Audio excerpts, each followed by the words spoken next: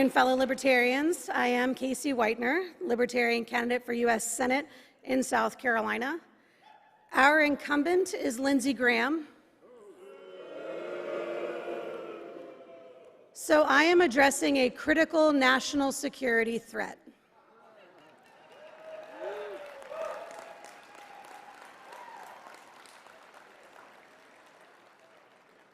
The national debt.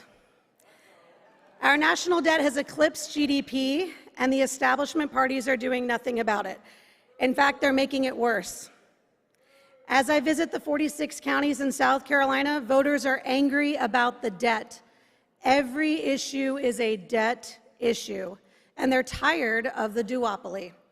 Right now in South Carolina, the General Assembly is meeting in a special session to consider redistricting our congressional districts, although our election is already underway, and as many as 12,000 ballots have already been received. They've entered into a special session, changed the rules, and ignored overwhelming public testimony against this effort, all to bend to the will of the president. People in South Carolina are mad. South Carolina is ready, as we have been before, to revolt, to reject the establishment, and I am their voice. I will be the first Libertarian elected to the U.S. Senate on November 3rd in 2026.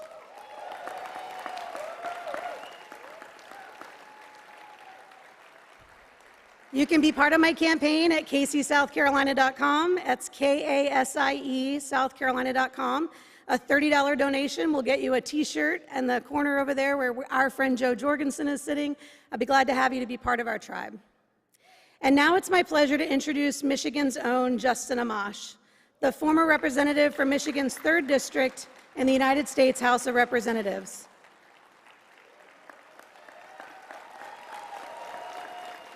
If you're following his social media, you know he's a consistent, persistent critic of government overreach and corruption. We're glad to be here in his hometown this weekend and looking forward to being inspired by our friend and colleague, Justin Amash.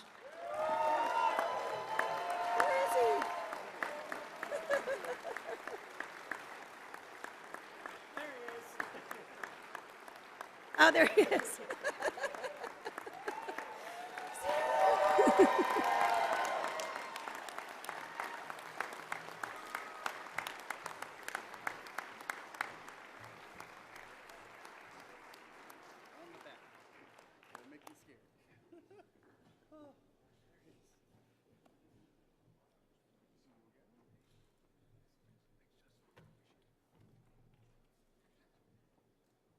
All right, I took the long walk up here. Dear friends and fellow Libertarians, members of the Libertarian National Committee, officers, delegates, and honored guests, it's great to be here in Grand Rapids with all of you. I was born just up the hill from where we're gathered today, at Butterworth Hospital, to be clear, not simply atop a hill.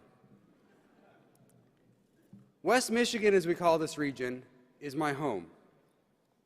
It's where my parents, immigrants who came to America seeking freedom and opportunity, raised me. And I'm thrilled. I'm thrilled that someone finally took my advice to host a convention in this amazing place.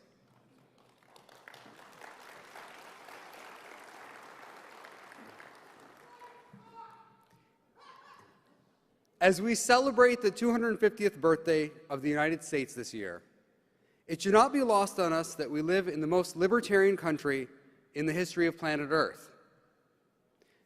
I'm around libertarians enough to know that some of you will be bothered by that statement. It's true that the United States is not a libertarian utopia. Far from it. But it's like no other place in the world, because it was forged in rebellion and revolution by people united not mainly by ancestral ties, but by their shared love of liberty. As John Adams noted, the colonies had grown up under constitutions of government so different. There was so great a variety of religions. They were composed of so many different nations. Their customs, manners, and habits had so little resemblance, and their intercourse had been so rare and the knowledge of each other so imperfect, that to unite them in the same principles in theory and the same system of action was certainly a very difficult enterprise. The complete accomplishment of it in such a short time and by such simple means was perhaps a singular example in the history of mankind. The American Revolution was a radical libertarian movement, unique in human history. The United States was founded as a libertarian country. But that doesn't mean it's been smooth sailing over the past 250 years. We, the people, haven't always lived up to the ideals enshrined in our Declaration of Independence, that all men are created equal, that they are endowed by their Creator with certain unalienable rights, that among these are life, liberty, and the pursuit of happiness. From the beginning, we've made excuses for why it's okay to violate the God-given rights of others. Sometimes we've righted our wrongs, but not always. Yet despite our many shortcomings, the spirit of liberty hasn't been extinguished from this land. Millions of Americans continue not just to demand liberty, but to expect it. No matter how much some try to claim otherwise, the fact is that the heart of American culture is liberty. It is true, as some on today's right like to say, that America is not just an economic zone, it is a nation. But it's not the kind of nation that many of them think it is. The United States is a nation of liberty. The culture of liberty is so ingrained in American society that we often fail to notice it. We take for granted the freedom of speech, the freedom of religion, the right to keep and bear arms, the safeguarding of property rights, the rule of law, checks on unilateral government, and yes, even limits on democracy that exist to protect individuals and minorities from popular majorities. We don't recognize how unique our Constitution is in the history of humankind. I know it's fashionable in some circles to quote Lysander Spooner, but whether the Constitution really be one thing or another, this much is certain, that it has either authorized such a government as we have had, or has been powerless to prevent it. In either case, it is unfit to exist. But the issue has never been whether the Constitution could prevent all tyranny. The founders and framers understood well that freedom was at risk, no matter the framework of government, without a virtuous people. Rather, the question is whether the Constitution has placed Americans, 340 million out of 8.2 billion people, in a better position than the rest of humanity to uphold and expand liberty within our borders. And in that regard, it has certainly succeeded. The Constitution was inspired and shaped by American culture in the late 1700s. But the libertarian principles embedded in that document and in the Declaration of Independence continue to this day to inspire and shape American culture. It's hard to overstate the extent to which our written Constitution, a Constitution that forms the basis of our shared government, a Constitution that is the most libertarian framework of government the world has ever known, a Constitution that is widely revered and difficult to amend, has helped to preserve our free society. Whatever the flaws of the U.S. Constitution, not 1 in a million times could another gathering of people develop a national constitution so dedicated to the principles of liberty, and certainly not for a country at the scale of the United States. As I've said many times, echoing the words of one of my favorite founders, James Madison, our Constitution is a miracle. The fact that the Constitution remains to this day a thing that is discussed, debated, and yes, revered, is not by chance. It is because millions of us continue to cite it, to defend it, to demand that it not be ignored or abandoned. I had the honor of serving in Congress with Ron Paul.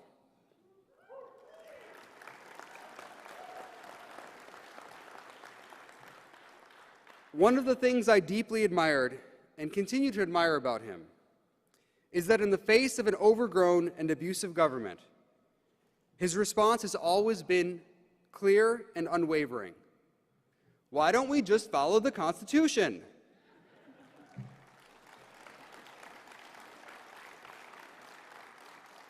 I could do a better impression, but I don't want to do it here. This simple question, asked by Americans for nearly a quarter century, has sustained our constitutional republic and bolstered the cause of freedom during some of our country's most difficult periods. In the face of serious challenges to our rights, our American culture of liberty, and our American Constitution, each one influencing the other, have produced the most robust defenses of free speech and personal arms anywhere in the world. The protection of individual liberty in these areas and so many others is our legacy as libertarians. The U.S. Constitution is our Constitution, a libertarian Constitution. Our opposition to out-of-control spending, to unsustainable debt, to unauthorized and endless wars, to warrantless searches and seizures, to violations of due process of law, to corporate welfare and special interest favoritism, and our opposition to perpetual emergency declarations that sidestep the legislative process. These are libertarian principles enshrined in the Constitution. It's no surprise, then, that our Constitution is under assault from the neocons and warmongers in the Democratic Party and the Republican Party, from the Democratic Socialists and the National Conservatives, from the so-called woke left and the red-pilled right. Yet the most immediate and insidious threat today comes from within the very movement that claims to put America first, but routinely puts it last.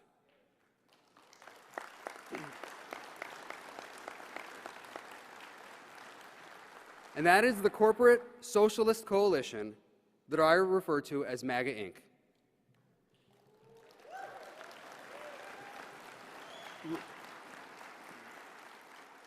Let me briefly explain why the danger from this ostensibly Republican movement is the most serious. Simply put, we've seen the response to this movement by supposed defenders of liberty, and it hasn't been good. If anything, liberty folks have largely empowered it by embracing it or staying silent on it.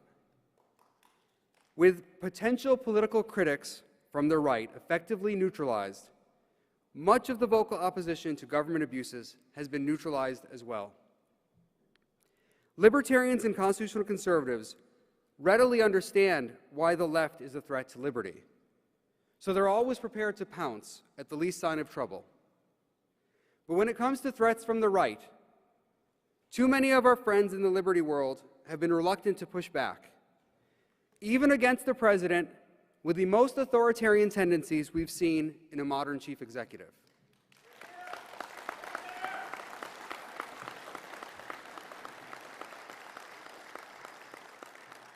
Look, as someone who served in Congress for many years as a libertarian Republican, I understand the impulse to give someone on the right who's new to the political scene a chance, especially when that person is verbally taking aim at the old GOP establishment and war hawks.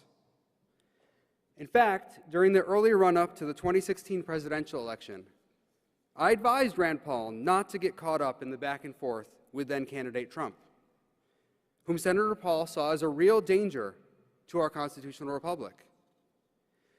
But it didn't take long for me to see that Rand had been correct to hit back.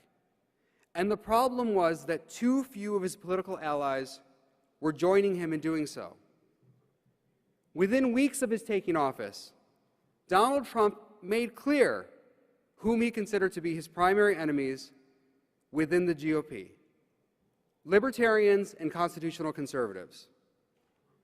One of his first targets was the House Freedom Caucus, a group of liberty-minded members of Congress who had formed a voting bloc to take on the establishment congressional leadership in Washington. In March 2017, Trump tweeted, and I won't do a Trump impression here, though I could. No. I'm just going to read it. Okay. The Freedom Caucus will hurt the entire... Okay, we're not going to do it. He said the Freedom Caucus will hurt the entire Republican agenda if they don't get on the team and fast. We must fight them and Dems in 2018. We must fight them. He said that about the House Freedom Caucus. Trump's strategy was clear. One, use populist rhetoric to rally the GOP base to his side.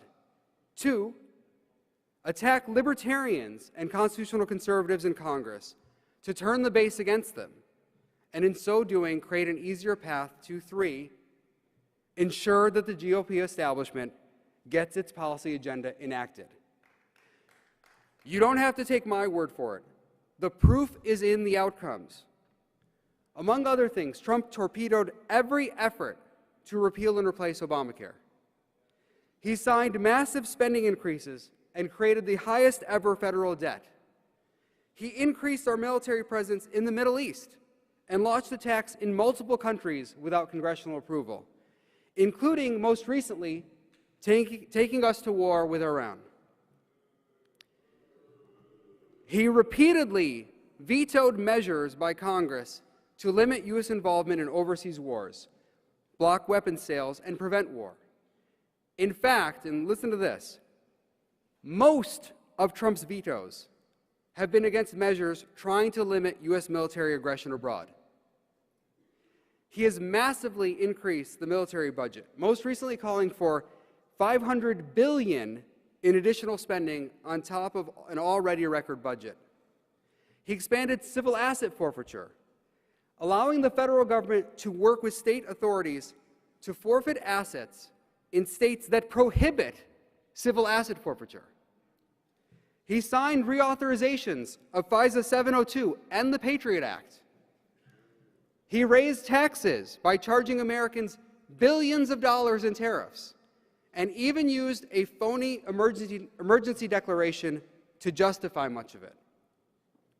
He has spent billions of dollars bailing out the agriculture industry for losses that his own policies helped create. He demanded that Congress pass the CARES Act, trillions of dollars, without a recorded vote. One of the biggest wealth transfers from the poor to the rich in history. And then he attacked Thomas Massie for demanding a recorded vote, calling him a third-rate grandstander. I could go on, but my time here is limited. The partisans and excuse makers will, of course, reply, what about Biden? Yes, Biden was awful too, and I consistently criticized his actions as president. You want the receipts? Just search my X account.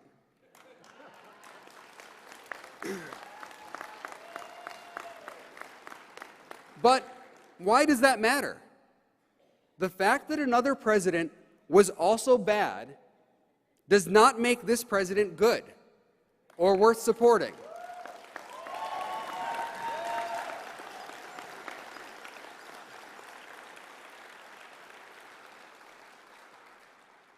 Nor is it sufficient that our current president sometimes does things that libertarians like, just as it's not sufficient that a past president did. The fact is that Trump and Biden have far more in common with one another when it comes to their policies than they do with libertarians, constitutional conservatives, or most Americans. This should surprise no one. On the most important issues of the day, Republicans and Democrats in Washington largely agree with one another, to the detriment of Americans everywhere. Trump is no exception. It's kayfabe, like WWE.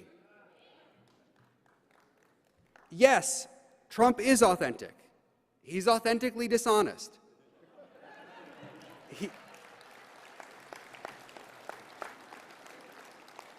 He's the quintessential politician. He proved that operating as an unabashed, totally transactional person can lead to great political success, at least within one's own party. But Trump is not our ally, and no amount of wish casting will change that. It's not merely because he's surrounded by the wrong people giving him bad advice.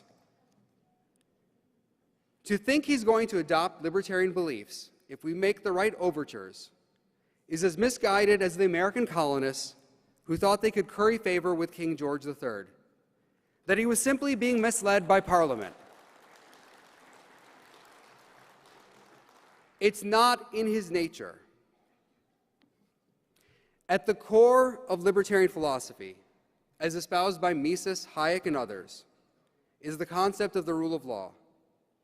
From this concept, we get other key ideas, such as the separation of powers in governance, equality before the law, and protection of the private sphere.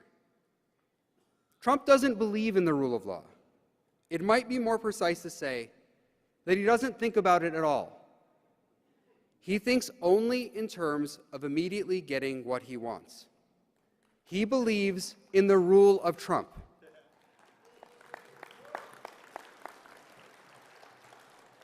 It's no wonder that libertarians draw his ire.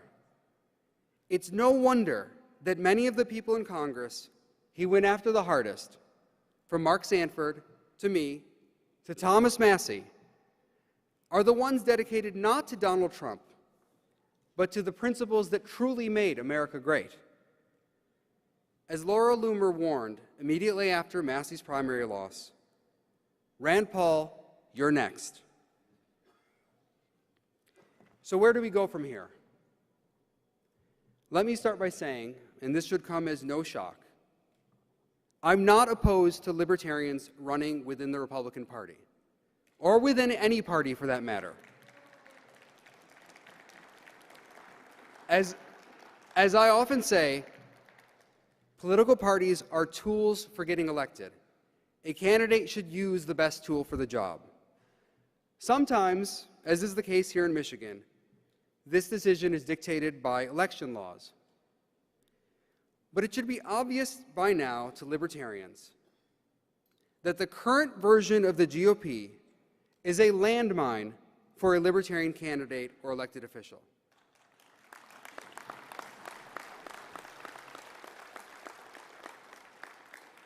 Trump is a man who spent the past year incessantly working to convince the GOP base that Thomas Massie, the best member of Congress, is the worst member of Congress.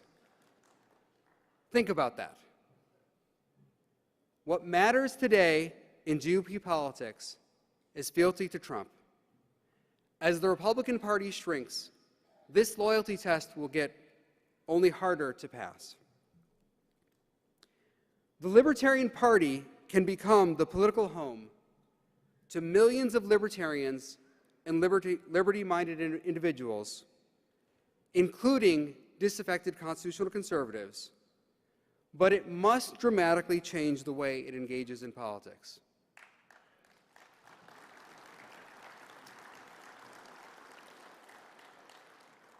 First, double down on the national politics. I know this is counterintuitive to some people.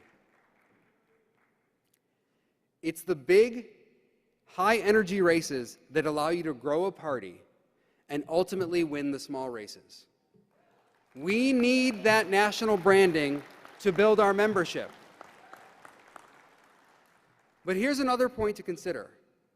Contrary to what many libertarians think, voters are far more likely to elect a big L libertarian candidate at the higher levels of office than at the lower levels. Because libertarian candidates sometimes win nonpartisan local races, the analysis is confounded.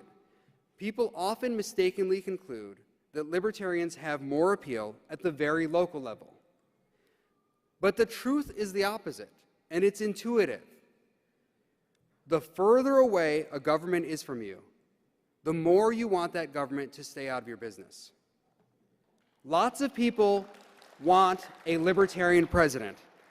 but almost no one wants a libertarian drain commissioner. Second, focus on organizing libertarians to win elections. This is the primary function of a political party.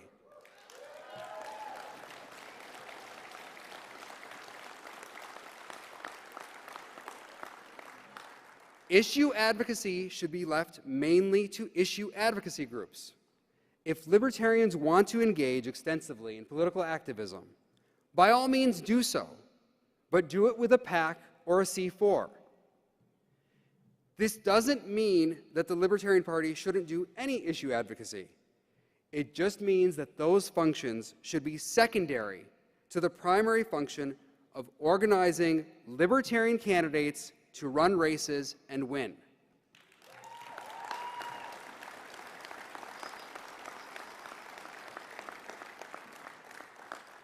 And under no circumstances should the Libertarian Party operate as some kind of Republican JV team.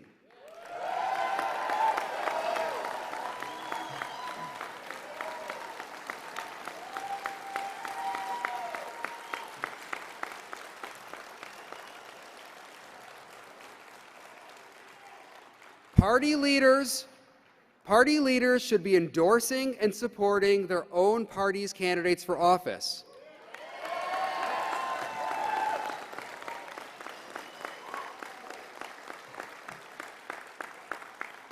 And in the very least, not working to sabotage them.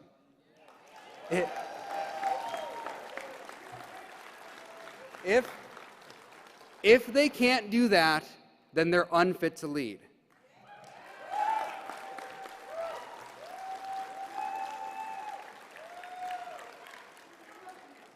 Third, keep the messaging and marketing simple. The Libertarian Party cannot cater to every libertarian interest.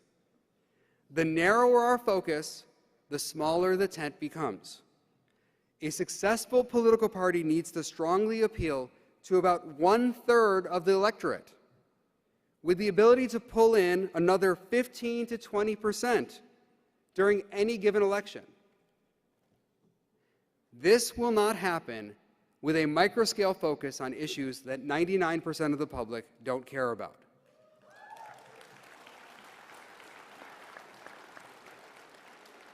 Emphasize big libertarian themes that already have broad popular support. Here's one list I occasionally post on X. Follow the Constitution. Read the bills. Stop governing by emergency. End the forever war. Cut taxes and spending. Stop borrowing trillions. No central bank digital currency. Protect free speech. Repeal the Patriot Act and FISA 702. No qualified immunity for government officials. And end civil asset forfeiture.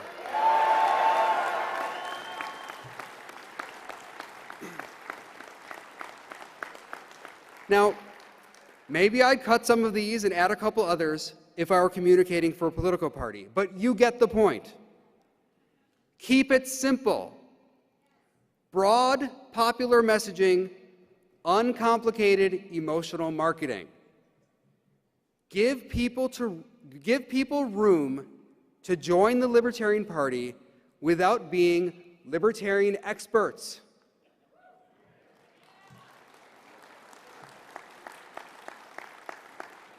Let them discover the truth at their own pace. The party will be well rewarded. The opportunity before us is real, and it is urgent.